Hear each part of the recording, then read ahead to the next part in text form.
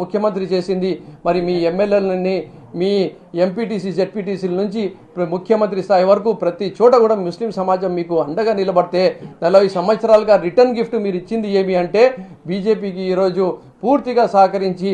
ఈ బిల్లుని నిర్వీర్యం చేసి ముస్లిం సమాజానికి నిర్వీర్యం చేసే విధంగా భారతదేశంలోనే ఎన్నో కొట్లాటలు గలాటలు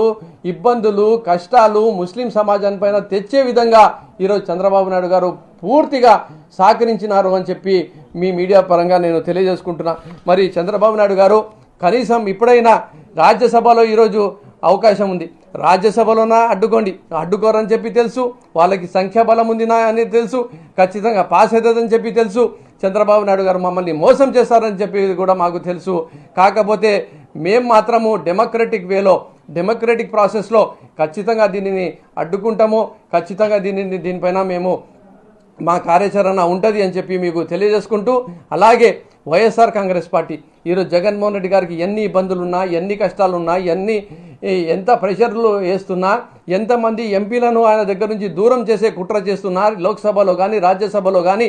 ఎమ్మెల్యేల పైన ఎమ్మెల్సీల పైన కుట్రలు చేస్తున్నా ఆయన మాత్రం ఇచ్చిన మాటకు అందరికీ ఒకటే న్యాయం ఉండాలి, లా ఆఫ్ ఈక్వాలిటీ ఉండాలి, ఫ్రీడమ్ ఆఫ్ రిలీజియన్ ఉండాలి, ఈ కాన్స్టిట్యూషన్కి నమ్మిన మనిషి కాబట్టి జగన్మోహన్ రెడ్డి గారు మాత్రము అందరికీ ఏదైతే సమానంగా న్యాయం ఉండాలో దానికి తగినట్టే నేను పూర్తిగా సహకారం అందిస్తా అని చెప్పి